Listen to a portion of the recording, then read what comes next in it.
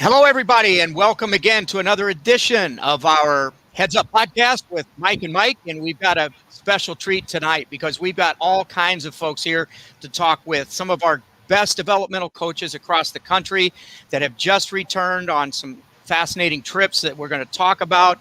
We've got Randy Miller, we've got Marty Houck, we've got Cornell Robinson. I'm really excited about this one, Mike. What are your thoughts about these folks? You know them personally. They've all worked in your camps and been a big part of the USA Wrestling NCEP. So, well, kid in the candy store on my end, and we've got history. I mean, the history not just between us, but the history that these people have made in our sport. I mean, Randy, not only an Olympic medalist, but the first African American medalist for female freestyle, for women's freestyle, and I can't wait. So Cornell and Marty, I'm going to ask you guys later, what's it like to have been the first female medalist, and then this year get to watch the first female gold medalist? That's for me. I didn't. Sorry, I have my lunch out right here. For me, I didn't really realize that I had made history until a little bit after the tournament, because I'm having a little trouble hearing you, Randy. my mom brought it up.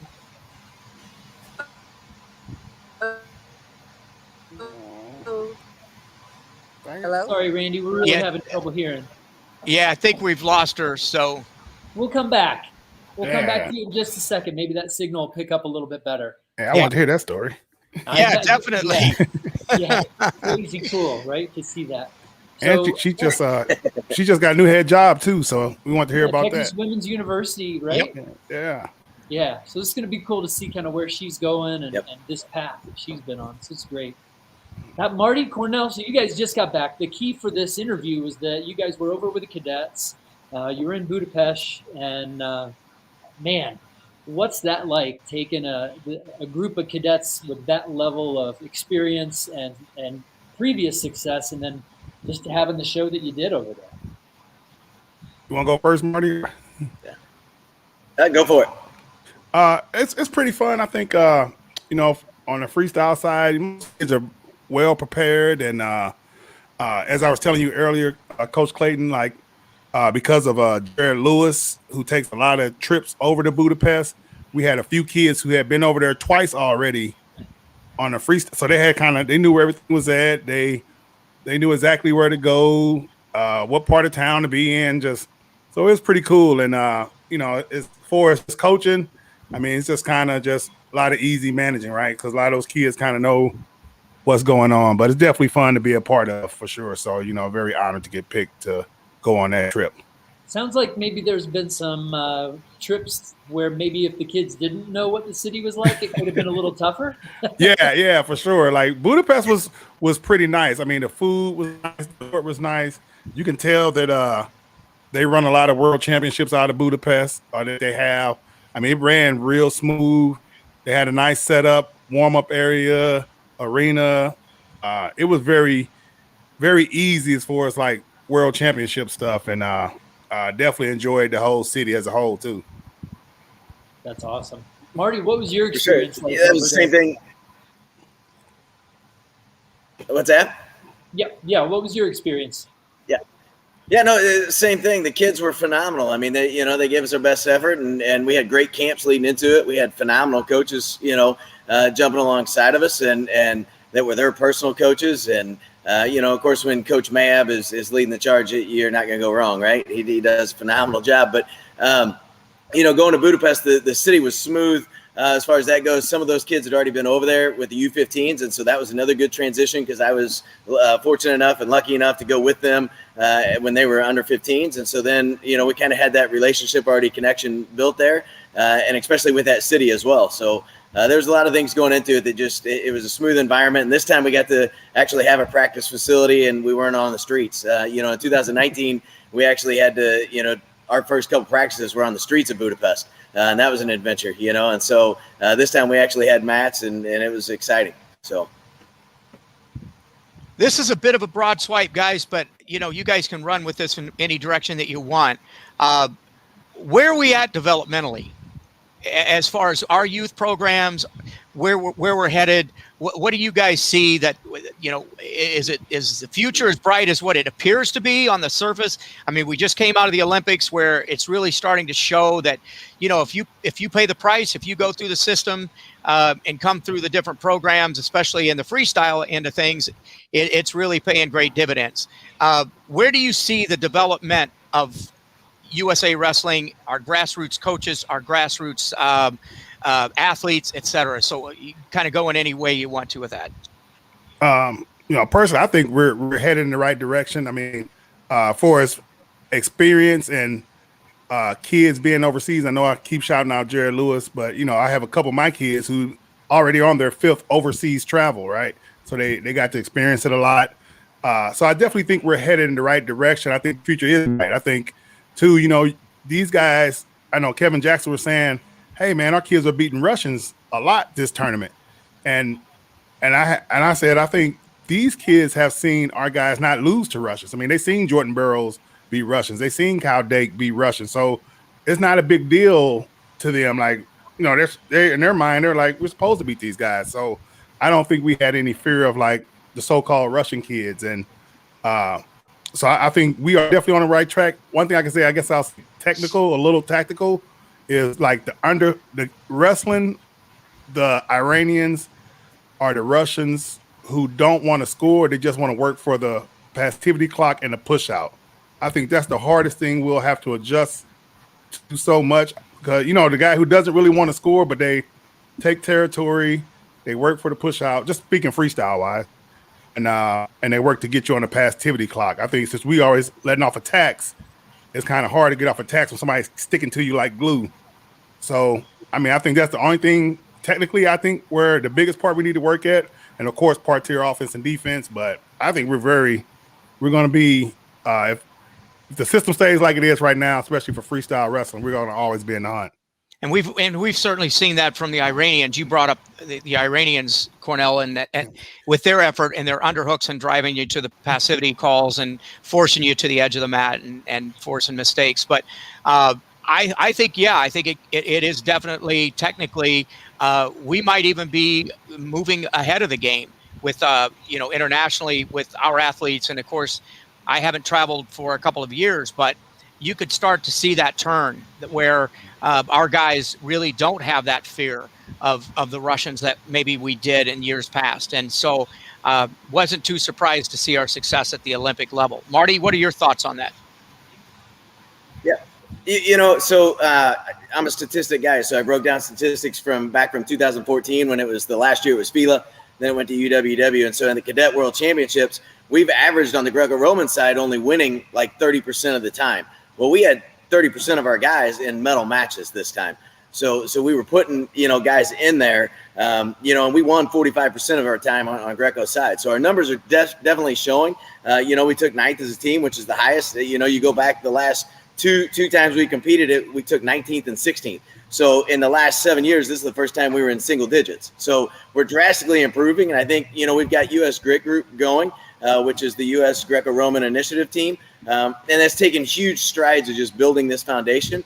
I've been fortunate enough to go over I 6 countries and 20 states, right, all with wrestling.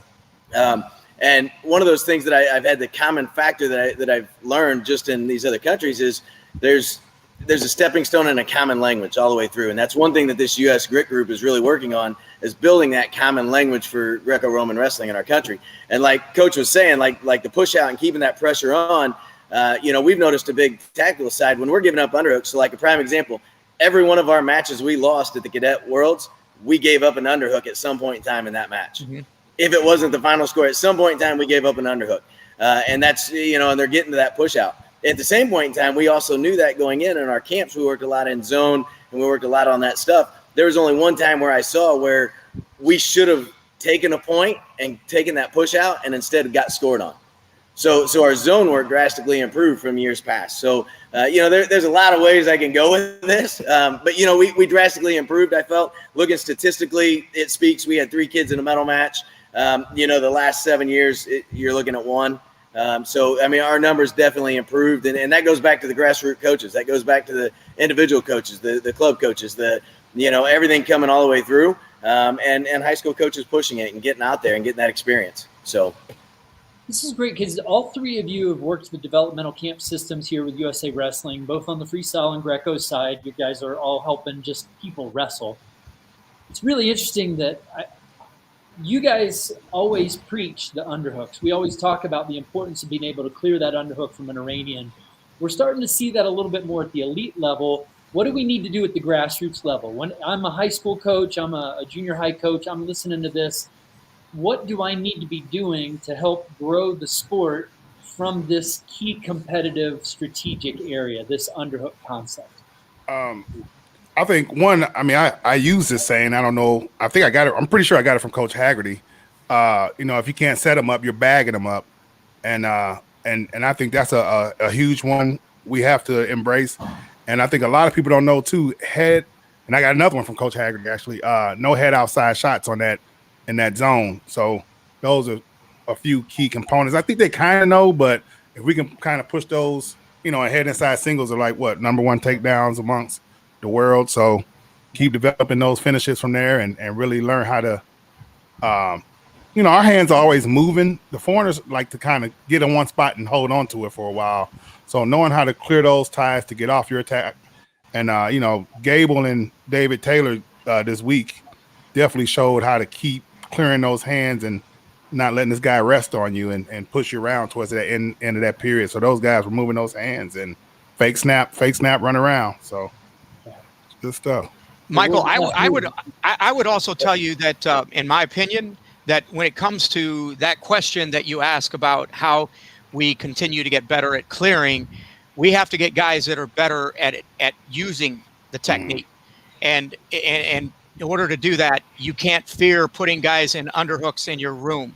So until you get guys that are really efficient at whatever that particular skill is, you're not going to have the efficiency defensively that you would like to see. So I'm a big believer that whether it doesn't matter, whether it's folk style wrestling where a young man, you're struggling on the bottom, well, maybe it's a result of you don't have guys in your room putting pressure on guys from the top. So I always try to look at it maybe from the inverse of you can't develop clearing ties until you have some people in your room that are pretty good at getting into those ties. So, and underhooks are a perfect example of that. Well, and I think you can teach them certain positions. So you can, while you're teaching mat awareness, and this goes for folk style, freestyle, any of them. If you're teaching mat awareness, put them in an underhook on the edge of the mat. See who scores. You put them in those, just a variety of. There's so many different ways. Jake Elkins was over there with us, and he's a phenomenal coach at Ironclad down there in Alabama. But he was talking about Conor McGregor's coach, John Kavanaugh, and he said tech beats power, but timing beats speed. And that really stuck out a ton, especially when you're watching Jake and so much. Marty, say that again. I think your audio cut out. Say that again. No. So Conor McGregor's coach, John Kavanaugh, said technique beats power and timing beats speed. And then another one that Coach Mayab always says is tie up speed, move a horse. So you tie up the speed, move a horse. So if you know that the guy's faster than you, obviously, then we've got to work a different way, right? If you know that he's going to be stronger than you, okay, we got to work a little bit different, right? And so, but at the same time, when you're teaching mat awareness, which we did a lot in our camps, which actually statistically showed it benefited, but just knowing where they're at on the mat, knowing locations and where can score, and especially when you're going freestyle Greco, knowing, okay, make sure that foot steps out before you try this low percent throw, whatever the case is. There's a lot of those techniques that, grassroots coaches can definitely jump in and start teaching those positions, because I think you got to work in them and you got to work out of them, because you want to kill the dragon when it's a baby, right? You don't want to wait till it grows up and blows fire on you. That's Coach Mayab always says that, right? Kill it when it's in an egg. So if you don't want in something, don't get in it, right? Lee Kemp, don't break position. I'm not moving. I'm not getting out of position. Don't go where you don't want to go. I think is how he said it. Don't go where you don't want to go. So is finding a Greco club, is this something that grassroots coaches can do to say, maybe I don't feel as comfortable in the underhook, maybe I don't feel as comfortable in these close with the hip positions? Should I be just looking for a Greco club, finding some Greco resources like the USA Core Curriculum on the mat.com? What should I be doing to help get kids into these underhook training environments? I'll go. I I definitely. Oh, go ahead, and Marty. Grego, Go ahead. like everybody's kind of, I don't know. No, I hear. So my heavyweights and all of the kids, not just my heavyweights, but a lot of kids are like, Coach, I don't do Greco. I don't do Greco, right? And we hear that all the time. And I'm like, wait a minute. When was the last time you hit a shot on a low ankle or you hit a leg without ever touching hands, without ever hand fighting, without ever touching a head, without any of those? When you go back statistically and you look at all the freestyle matches, go to the Olympics, you can go to anything, and the odds are not very high of somebody just touching straight leg without ever having some kind of setup, without any kind of hand fighting, any position from above the waist. And so I don't think that it's necessarily just a Greco specific thing. I think that, any club, any coach can get in these positions, get out of these positions. I don't know. That's just thoughts. Go ahead, Coach. What were you getting ready to say? Sorry, I cut you off. Yeah, I think, like I said, definitely use the mat.com and for the practices you guys put up there and all that development. And they definitely need to look out the coaches who know Greco. I mean, for as our state, we had Mayhab and Haggerty, and if you didn't take advantage of their knowledge while they were around, shame on you, right? So you can't be definitely got to be humble enough to say you don't know what you don't know, right? And go seek out the knowledge because it's out there. I'll throw a question out. That also goes right into the Go ahead, Marty. I think that's it. I think you use the coach's educational resources. I mean, that's one of the biggest things that we have going is connections, right? And you can connect through those. I mean, how many of those links and websites and everything have so many different coaches on? And I have yet to meet a coach. And of course, I'm not a quiet guy, obviously, but it's one of those things that I have yet to meet a coach that says, absolutely no, I'm not going to help you in this position. When I email or I ask, usually I'm getting videos, I'm getting feedbacks, I'm getting invites. Hey, come out this way. I'm doing this camp here. I'm doing this, or this. And you got to be willing to take that opportunity to grow and to learn, right? And to get better if that's what you want to do. Let me throw this one at you guys real quick. Marty, you are a stats guy. I've known that for quite some time. You've already admitted to that, right? But my question to you is, what do you feel are some of the most important things to track and to graph and to get a handle on in order to build your athletes in your program? What numbers would you steer your assistant coaches? What do you want them looking for? What do you feel is the most important things to track to really improve your athletes in your program?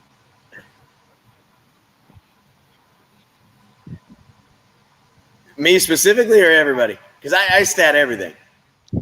Shoot, yeah, go ahead. Tell me about it. Let's hear about it. Go ahead, Marty. Okay. So we stat everything. So even as far as, I went back before the World Championships for cadets, and I timed in 2019 and 2018, every single match, the break. So there's supposed to be a 30-second break in between, right?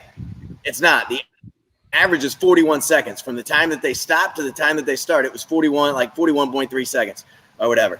So much break we can have in between. I do it at the state tournament. As far as how much time do we actually have in between these breaks to actually communicate? Because that's when you get the most effective communication with your athletes, right? Because when they're wrestling, it's tough to do three things at once, right? And so, but their first contact, like with Greco-Roman, like when the first contact, and looking at our hand position on contact. Is our hand position in a pulling motion or in a pushing motion?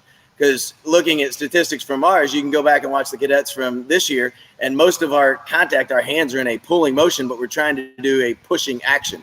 And so looking at those things and just kind of breaking down that, the highest percent of scores. That's something that at the high school season, we always look at, okay, what did we score the most from? And what position did we score the least from? What position are we getting in? So for a high school kid, for a prepubescent male, when he hits a high crotch, that is not a high percent score for him. A high crotch is not a good percent score, right? Because you're putting him underneath somebody. So we obviously don't want our freshmen and our development guys, that, like Coach was saying, that outside single, that head inside, outside sweep, those singles, that's a higher percent finish, right? Get it up to the kill box, get them out. That's going to be your highest percent. Snap down, go behind. one of the highest percents at every style. So I look at, what's working and what's not, I guess. I don't know. I don't know if any of that helped. That's Well, awesome. we have Randy's back with us. Hi, Randy. Hi. Good to have you back. That's the Thank you. resiliency of a great wrestler right there. I am not going to give up. I'm going to take it on this podcast. Hey, when we first logged in, we were talking a little bit. Historically, you were the first African American to medal in women's freestyle, and this year we had our first African American gold medalist. And you were starting to talk to us a little bit about that. And now that we've got you on, give us a little bit of that background and what that means. Yeah, sure. So when that happened, I really didn't notice that. My mom is the one who told me, like, hey, I think you're the only Black woman to have an Olympic medal in wrestling. And that was kind of special because that was something that seemed to be important to her enough to point out to me. And my mom's not a big wrestling person, but she's a big supporter of me. But I think she was proud that I was a first, and so was I. So that meant a lot to me. And then you were asking me how did I feel watching Tamara win. I think for most of us heavily involved in wrestling, that performance was not a surprise. I think we all were kind of expecting that, but to actually watch it happen and everybody else perform so well, it was like an emotional roller coaster, I think, for wrestling fans. I mean, this Olympics had to be right. Like, it was crazy. So It's amazing. it was. What did you other guys think? I personally, I'm not a very good fan. I'm sitting back as a coach, as an official, and watching and taking all this in. It's hard. I mean, it's like you have no control over anything. You're just sitting there observing all the action. I mean, I guess in some ways it's the purest part of what we have, in our sport. But as somebody that's always involved, and you guys have been athletes and coaches, and it's like, it's a struggle to sit back and watch it because you're so invested in it, but at the same time, you have no control over it. Yeah, no, it was definitely fun to watch. Her interviews are always the best. So definitely waiting to hear what she said. Just a loving person, but man, her defense is lights out, right? Like frog, run around, leg lace, counter offense. I mean, she's way skilled. She's the best for sure. How does she do that? Yeah. No, it's so exciting. Maybe not have that crazy intensity, right? Because a lot of people expect if you're at that level, you've just got you got to be this all the time. But she just lets it flow and then lets the greatness happen. How does she do that? I think she's true to herself, but I honestly think that that is maybe. I don't want to sound rude, but kind of the old school way. I think people have really been tapping into what they need to do mentally to perform well. And that's different for everybody, right? And I know that Penn State has tapped into something in their culture, right? That's the right school, not Penn State, where their motto is like, just have fun, right? And so I think like we're just moving and shifting into this new era of where mental health and awareness of what needs to be done for each person to perform. And that's just kind of where the sport's going. For me, I was an intense person. I definitely made it to where it was a fight that worked for me. As a coach, I realized that does not work for everyone, and it doesn't have to. And I just think we're just in that era where we're more evolved to where we're open to seeing how we can get people where they need to be mentally to perform well, even though it's different for everybody. You know what I'm saying? It's really neat. No, so I think this is awesome. I'm going to jump on this a little bit because I think that's it. I think she was so smooth, right? Like that would be one word that it just seemed like it was just smooth in her transitions and everything. But I think that came from her confidence. And, and there's four things that kind of go off confidence, right? It's your preparation, your strengths, your past successes, and then praise. And like going back to her Olympic trials interview at the end when she sealed it and she was looking for her glasses, like it was just a real moment that everyone in the sport was just like, this is awesome, right? Like, and everyone had a smile at that point in time, and they were enjoying it, and it was fun, and Randy just said it's fun, and so, but we look at our cadet Greco team coming in, every camp, we had a mental session every night, and we broke down and we talked about confidence and what is confidence and what's their past successes and, what can we build and what are their strengths. So I think Coach Miller hit the nail on the head, and I think it's just that education and that continuing that process. But listening to Coach Steiner, and Coach Lenlin, and all of them, Coach Zadok, all of them, they're talking about the confidence, and they're talking about building that mental side of the sport. And I think there is a turning. What do you guys feel that we learned the most from in this Olympic go around? What did we learn? What are the biggest takeaways that we can share with our youth athletes, our elementary, our high school kids? One thing that sticks out with me, and I'll throw this out there, is that we're building new icons in the sport. I really believe that we're seeing some really historical icons become those icons that we can lay handles on, and for both women and men across the board. That's one big takeaway from me. What else do you guys see? I think it would be interesting to look out how COVID changed everyone's training, and how, because it was the most successful Olympics for men's freestyle and women's freestyle. So I think it'd be interesting to kind of look at how maybe that step back that we all had to do was helpful. I'm kind of curious to see. So that's kind of what I'm taking away from it. Like, I'm definitely from that culture of, I like back when I was training, I like to train every day. That's how I felt that I needed to be. That's what I needed to be successful. Part of me still feels that way, just because at the time, my talent level wasn't where I wanted it to be, and I was a bit of a newcomer into the sport. So I had a problem mentally taking days off. But watching our best kind of have to step back from the mat and change everything, and then go in there and have the best performance we ever had, I would like to look at that and see and see how that affected them. Yeah, I definitely agree with the COVID era. It changed the training, and I think it made the kids, I'm talking from a cadet junior perspective too, as well as senior, just it made them, you kind of see who really wanted it, right? They had to maybe structure their own workouts. And I know one thing that was different for us, for the cadets, since we didn't get to go to the Olympic Training Center, we went to Legends of Gold, shout out to Eric, and the Wi-Fi wasn't as good. So the kids actually had to communicate with each other a lot, right? And they all had to work together. To have fun, they had to talk to each other. So they all were out either, when practice was over with, they were playing games together. Nobody was sitting on their phone. So I think that really changed the feel for the team. For me, because, some of these teams are very, like, I'll say cliquish, I guess. They have their little groups, and when they go back to the dorms at the Olympic Training Center, they only hang out with these 2 or 3 people. But switching the camp to Legends of Gold and off the spot where the Wi-Fi wasn't as good, it definitely changed the dynamic of what they had to, how they had to speak to each other. So Cornell, was that a divine plan, or was that something that just happened by accident with the poor internet connection? Did you guys strategically incorporate some blocks on those internets?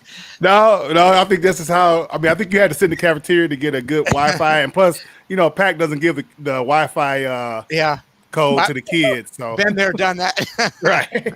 So it was very interesting, man. I think all in all, it made for a good team and made for a great team atmosphere, though. Awesome. The caveat off that, I really feel like that the success of the women's cadet team had a lot, like 90%, to do with how they were able to come together as a team. Even when girls were out of the tournament or had wrestled the day before, all of them showed up and was at warm up. They were communicating with each other at the tournament, letting them know, like, this is how fast your matches are going to come up. I like to go up there about 3. Like, they really just were communicating and being a team about it. And I really think that's why everybody who was in the medal round won their medal, because the team dynamic was there. And it didn't start off that way. They were very shy at the beginning of camp, but by the end, they were really close. And I really believe that that's the reason why they won, and definitely want to add those principles to the team that I have now. I think we could do better with that. What I learned from those little girls, they did a really good job of working together as a team to win, and they did. So yeah, I think you're right about that. And I have one thing to add too about the senior level. If you don't mind, one thing I see though is failure. Like, where I think before we kind of feared failure, I think we embrace it a lot better than you know, when I was growing up as an athlete or anybody else growing up as an athlete, it seems, I mean, you saw Kyle Dake fail and come back and take third and still be, you know, everybody's still proud of it. It seems the fear of failure is steady disappearing and nobody's getting embarrassed over a loss or anything like that. So I think that's a big aspect to our seniors and our youngsters. How much is that a culture? Yeah, no, of where I agree sport is 100%. going? Sorry, Marty. Where is this? Because this sounds like it's a culture, right? We've got Simone Biles talking at the Olympics about the importance of culture and how too much pressure is not healthy for our athletes and for our coaches, and not enough pressure can also be. But how important is this? Because each of you has talked about how you've brought this team together. You don't necessarily coach these athletes year round, so you had just a few days to get a team together on the same page, working together. How do you do that in such a short amount of time? What are the tools, that you guys use? No, my computer's gonna die. Sorry, guys. So, I'll just answer real quick. Yeah, no, they did it themselves. The first night, they barely wanted to talk to each other, so I just did all the talking, and I was all like, "Feel free to interrupt me." And then they got sick of hearing me talk, so then they started to open up. And a week later, they were good to go, and they were talking, and it was that alone, again, like leadership creates the atmosphere. So if I'm talking, I'm open. I want to work. I feel like I can learn from everybody, no matter who they are. I felt like the team feels like they can talk, they can open up, they can talk to other coaches and each other about stuff. So that's how we were able to get them to break the ice in the week. Is just me being, me and Coach Jess being the example that we wanted to see. Like I had to start, if I wanted someone to speak up, the first couple of days I'd speak up first, and then after that I didn't have to. So that's awesome. And if we do lose you, first of all, congrats on the position at Texas Women's University. Going to be the new head coach. Thank you. That's awesome. So excited. And please feel free to talk about that with this answer too. I heard you on the Women's Freestyle chat group. You did a quick interview, and you talked about when you stepped on the mat for your bronze medal, you didn't know if you were going to win or lose. Oh, I thought that was private. Come on, man. No, I'm just okay. I can talk about it. I thought I was, I 100% thought I was going to lose, because every time I wrestled her, I did lose. So I guess you could say I mentally broke walking out there. But I just wanted to focus on the things that was more important than winning and losing, because I had a good coach, Coach Steiner, and Coach Levi was my coach at the time. And the focus was never on winning. It was just going out there and being mentally capable of attacking. That was my thing. Like, just to not be afraid to go out there and attack. Anyway, so yeah, I definitely thought I was going to lose. I was focusing on trying to remember the moment and walking out there, and I was telling myself all the things you tell yourself when you're preparing yourself for a quote unquote death. And I was like, no one even thought you'd be here and whatever. But everything changed within the first 10 seconds because I scored. After that, I knew I could win, and that just kind of changed the route of the match. I barely won. I won in the last 10 seconds, but we got it done. And I think that just goes to show why consistency and the way you train is so important. I mean, it really didn't matter, it didn't matter that my mind kind of betrayed me in those seconds. I just went out there and did what I practiced, and I was able to pull myself out of that state mentally after that first point. But don't you think, Randy, maybe, and I don't know how much time you have on your internet again, but my question would be do you think that there is, and I think, Mike, you sort of alluded to this, that maybe you pulled some pressure off of yourself by dismissing the fact that wins and losses were the most important thing, that it's possible that once that pressure was lifted, you went out and wrestled, a great match for yourself. Yeah, definitely. That was a big part of me being able to climb through the ranks. In 2007, I think I got 7th at the World Team Trials. And then the next year, I'm medaling at the Olympics. And that had a lot to do with taking that pressure off myself. I mean, the worst case scenario had already happened. I had already lost, so to speak, lost big tournaments. But taking that pressure off of me, I was able to go into tournaments and just work on stuff. And it took all year, but everything I worked on, I eventually was able to use in a match, which helped me in the games. So, yeah.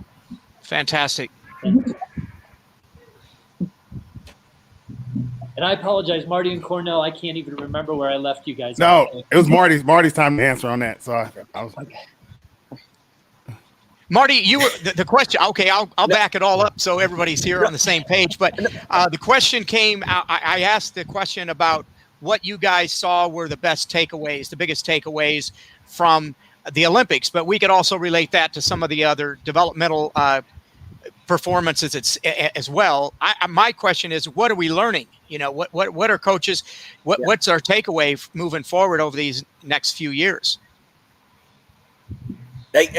And I can tie this into Coach Miller's as well, because she kind of hit the nail on the head. I think for me, one of the biggest things is control the controllables, right? Control the controllables. And the women's team, their flight over there, the testing kind of, they ended up bonding together because they were stuck in an airport for 4 hours or whatever before they came over, right? And so then they're forced to only control what you can control. And I think she also did a great job of saying it starts with the leadership, and had – you know, Coach Medina or Coach Miller been high strung and high stressed and everything, that could have sent that team in a complete disarray. And instead, it kind of put them together a little bit. And they did a phenomenal job, I think, with, you know, and so I think those little things like that, you know, like Coach Miller said, kind of being out of the gym, I wonder what that would play. But I think controlling the controllables, and, you know, and she was talking about her match. Just that process versus product, right? And she was trying to control the process and what she had been working on, and that took some of that pressure away, because you've got the process you're focused on, not necessarily the product or the medal.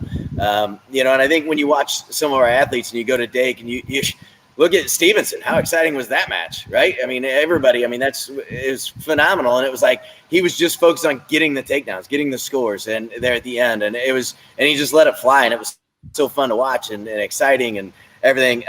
You know, but I guess that's one of my biggest takeaways is control the controllables, and, you know, and get to and we've talked about it a lot, get to our match, right? Don't wrestle theirs. If they want to be in an over under and we don't want to be in that, then get out of it. Like, get to our ties and our setups. So I don't know. And that can go a variety of ways. I can go down a million rabbit holes with that.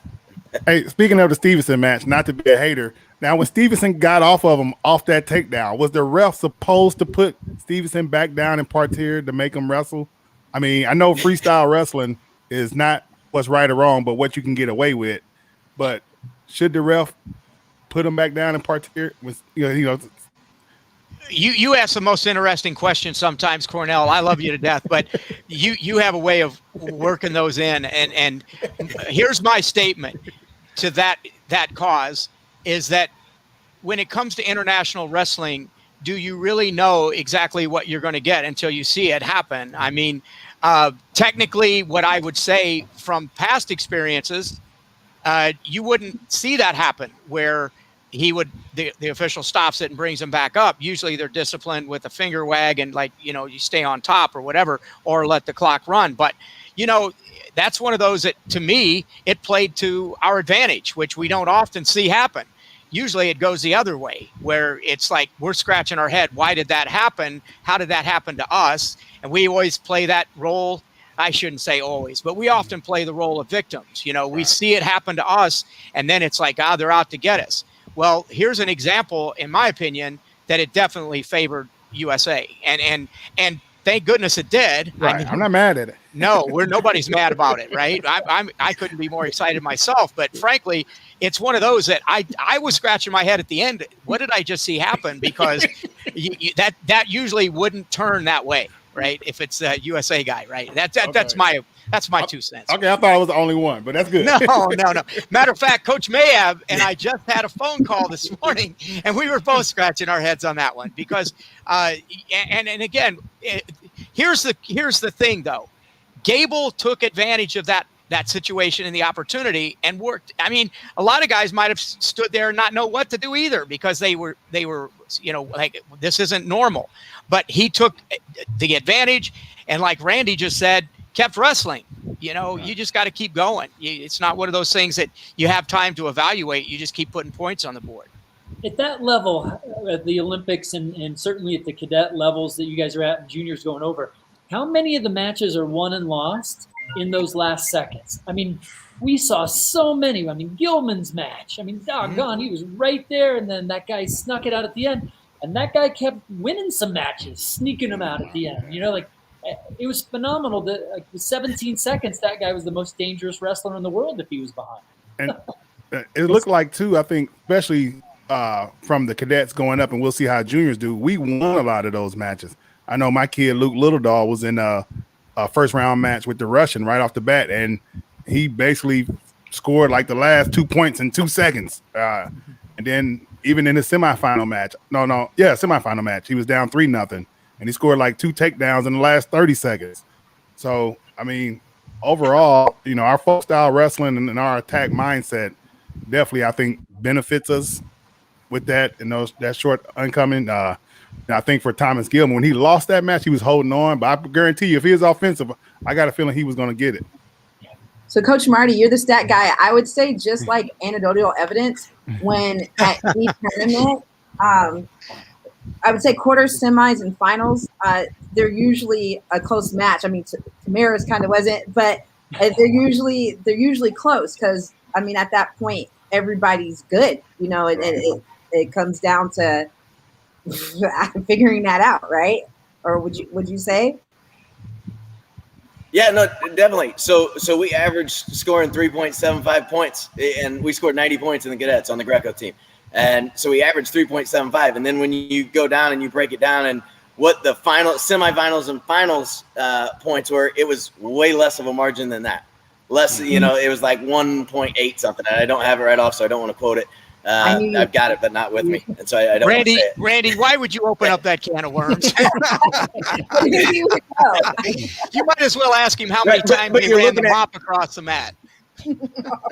Hey, Marty. But you're looking at, you saying, honestly, we're averaging scoring almost double. Yeah. Are you saying that the margin of difference was 3 point? Or are you saying that those were the total points scored? No, so we scored almost double what the margin difference was. So like our point total at the end, our average point total was 3.75.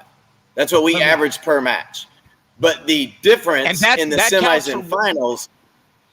Hold up, let me ask you: Does that count for wins and losses? You didn't statistically remove the losses. These are all matches, right? Yes. Okay. If we take the wins, it's significantly higher. Sure. That's some interesting stuff, though. Yeah. Man, I need to ask you some more of these statistical questions later. But that's we don't have time for all this stat stuff, man. You're way ahead of us. So, but you look at different positions, and like arm spins. Everybody says, well, like the Europeans, they arm spin and they arm spin and they arm spin. And then it's like, okay, every time we cartwheeled out of an arm spin, we gave up 0 points the entire tournament for the cadets. Every time we tried to fight and hostage it, we gave up point. Not every time, but statistically, when you look at it, it's overwhelmingly. When we cartwheel through it, we gave up 0 points. When we tried to fight it and resist it, the percentage was not good for us.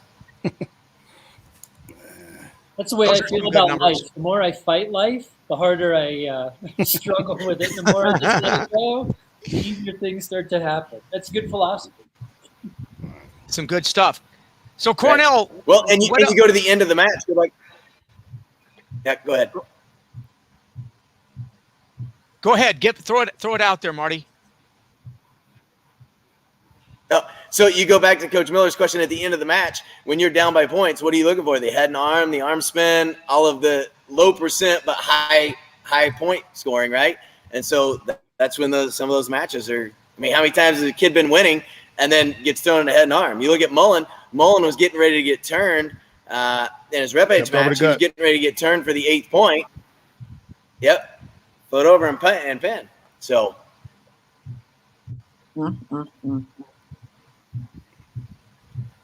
It's awesome. What's on your plates, guys? Let's talk a little bit about more of a personal side of this. What's on your all's plates moving forward? I mean, you're back from your trips. The Olympics are over. We're starting fresh.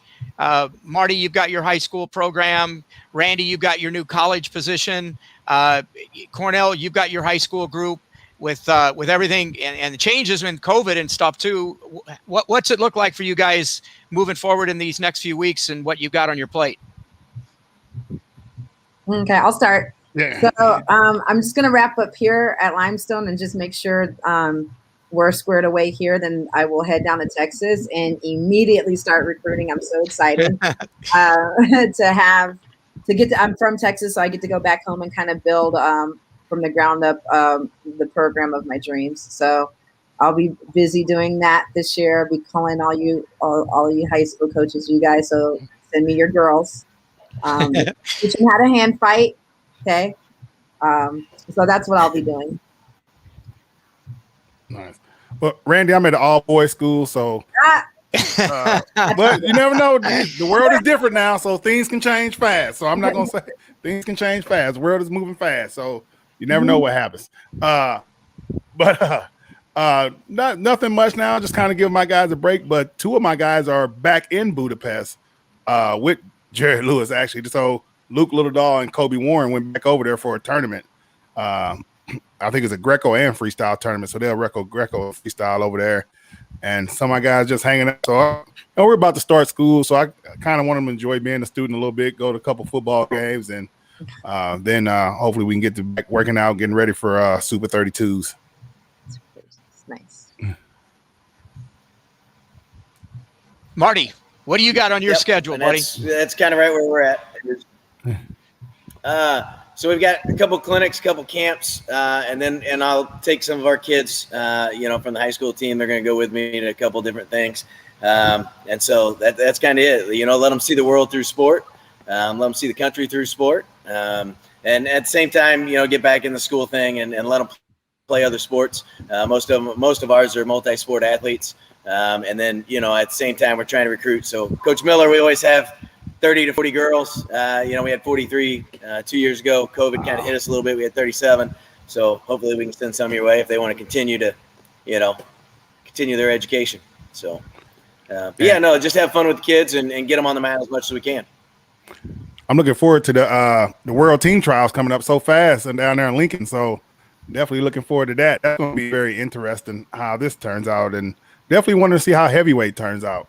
Now that Gable won this medal, like, is Gable going to wrestle in the World Championships, or is he going to go that? That's going to be interesting. Yeah, and there's the folks that are getting ready to go to Lincoln for that, they should definitely jump on the hotels right away. Oh, yeah. Football games. Football game that weekend. So unless you want to drive from Council Bluffs or Omaha to Lincoln each day, that's jump on that hotel now. I don't know. So definitely, I want to say thank you to Coach Mike Clayton and Mike Haggerty. Definitely, I wouldn't be in a position to do what I do without meeting you guys. So definitely thank you guys for everything you have done for me and for all the up and coming coaches in the sport. So thank you guys. Cornell, you've been a great friend and a great bastion for our sport and what you're doing to help kids, right? And I know Marty won the Aspen Award for, I never remember the name. It was the Aspen Award. Healthy Sport Index. Yeah, the Healthy Sport Index. And, what you guys have done to create an environment where our kids have opportunities. And I know Randy does the same. That, to me, is the essence of wrestling. And it wasn't always that way for me. I mean, when I was a coach, I was crazy, fire, and, yelling at refs and doing the whole thing that I coach against now. But it's been awesome to have had the opportunity to learn and grow alongside of you guys, because the three people on this call right now left, I mean, these are people that have influenced my life in a big way. So you're welcome for what I've done and for what you've done. Thanks back to you. It's so funny, Coach. You talk about the story of just yelling and screaming. So at the Olympic trials, I was down there. It's always interesting hanging around Cale Sanderson, right? Everybody always want to figure out his mind. So I kind of snuck back there and just kind of sat in the chair and looked and listened. And I think they were talking about maybe Helen Morales or one of the athletes who was there. And, there was like, something about, crying when you lose or something. And Cale, he's playing this little Clash of Clan game. He popped his head up and goes, and there'll be another tournament in a few weeks. So, who cares? I'm like, Cale, this is the Olympic trials. But, seeing his aspect of it his mindset of it was kind of nonchalant, was interesting. What helps you guys get there? I've been doing a lot of meditation in the last year, and understanding the more that I can be okay with me, the more that when things are crazy, I can create a bubble around me where I can be okay with myself, and that's enough. Marty, maybe your turn up, and then Cornell, I'd love to hear how you do that for yourself and for your athletes too. Well, I think, you got to look at your values and look at what you value, right? And so, family time for me is very important. And so, this summer, like I said, 6 countries, 20 states, I didn't have a whole lot of family time.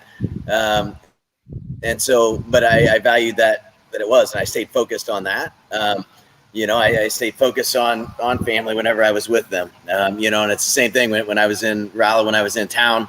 It was focused on those guys. And so you got to keep yourself healthy. And like I said, Missouri kind of put in that new rule to where we've got to take care of our coaches and our health mentally and physically. And so I'm kind of interested to see where that goes.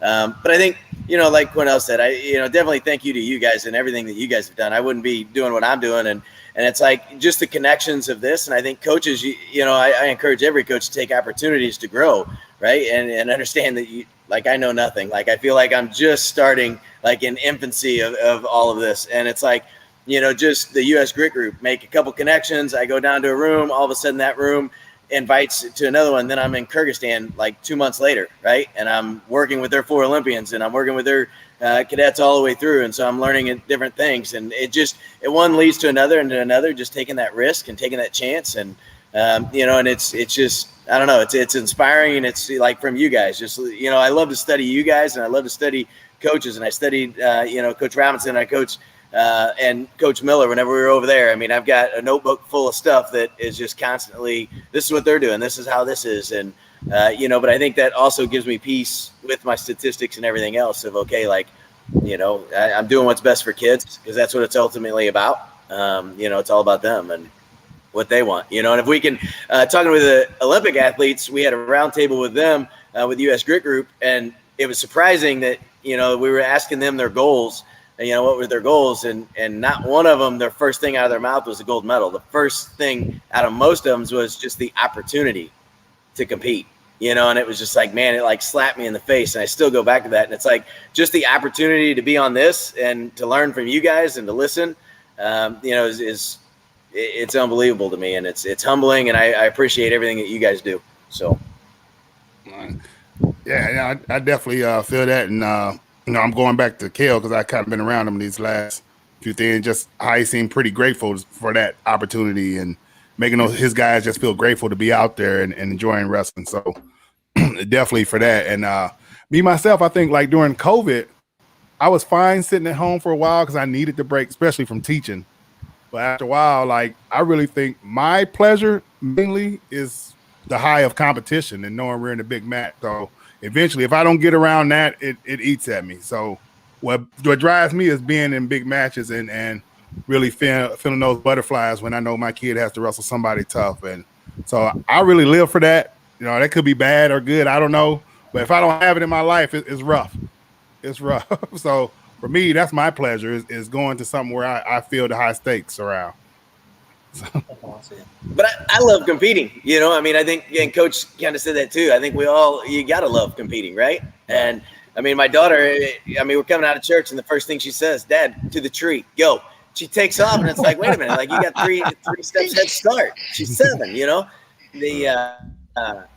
don't know. We just, like I said, I love competing. I think Coach hit the nail on the head. I think we all have to do that, right? Yeah, Marty, I hope you didn't kick your daughter's legs out from underneath her so that you could win that race. But guys, I can honestly tell you, I think this was one of the most fun podcasts that we've had. I hate the fact that Randy had to cut in and out, but that's part of the issues that we have with the internet connections and so on. But I think we got some great valuable information from Randy as well. For you two guys, friends here in the state of Missouri, watching you guys grow your programs and develop, the young men that you have, the connection that you put in and the work that you put in with the National Coaches Education Program. It just, to me, it demonstrates guys doing things the right way, and being rewarded for it and having the opportunity to travel. There's a story in my life too, and I'm not going to get into it here, but basically a reflection of I wanted to prove somebody wrong, that wrestling wasn't as important as telling me that wrestling wasn't all that important, that I should focus on other things. Well, what happened was, for me, in short, wrestling really opened up the door and provided other opportunities, gave me confidence to do other things. Without it, I don't know where I would be, and so frankly, I think you guys are also examples of that. I know, Mike, it's opened up a lot of doors for you as well. And for all of us on this call, I think that just being a part of something bigger and recognizing that something is bigger than we are as individuals is really cool, and being able to tap into that energy. So I'll leave it at that. And guys, I again appreciate you jumping on the call today, and hopefully some people dialed in and got something out of it. You can always reach out to us at the Coaches Council.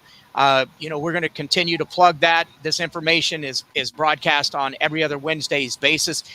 Mike, you've done a great job of taking over of editing and making sure that this podcast gets out. And if you have anything to plug in regards to our Coaches Council, this might be a good time to do that as well. No, you know what? Just super excited to be a part of this and have great guests and continue this learning and sharing process. It's that kind of give and take between coaches that helps us all grow, and it helps the sport grow. And, if you think of that from a UWW level, they're trying to do that around the world. From USA Wrestling, we're trying to do it here in the States. And with each USA Wrestling state chapter, we're trying to create those cultures in each state. So, I hope people get involved and work with your state office and volunteer and do the things that you've got to do to make sure that we're giving those opportunities to the kids, but also the opportunities to those of us who really do rely on each other. I mean, if I'm having a bad day, I can call Cornell, Marty, Mike. I can call you and I can just say, hey, man, I'm having a bad day. I need an ear. And you've got an ear. You've got somebody that knows you've been through it. And if you're saying it's been tough, they're like, wow, it must have been tough. So that shared appreciation we have has been a huge part of why I still love this and enjoy this sport. So no, nothing beyond that. I want to give a shout out to the junior world team as they leave out for Russia, man. Hope those guys bring home some medals and enjoy themselves. And shout out to Mizzou. Coach Brian Smith have 3 guys on the team, so I got to be a lot with them this past week, and all the guys on the junior world team. So definitely my guys, man. I hope they go kick some butt over there. Nice. And Cornell, we're going to check you out on your podcast too. Give us a quick hit. Oh yeah, we're the Money Round on Rockfin under MissouriWrestling.com. Go check it out. We had Tony Ramos on there last, and actually I did some interviews with the junior world team guys. It'd be pretty funny, so I'll be posting those up soon. Thanks. Cornell, Marty, Mike, thanks for joining and helping out with this. We certainly appreciate your efforts. For all the coaches that have tuned in and the fans and the parents, we appreciate your dialing in on this podcast. So we'll be back next time. But until then, thanks for joining us. Oh, thank you guys. That was awesome. Thank you.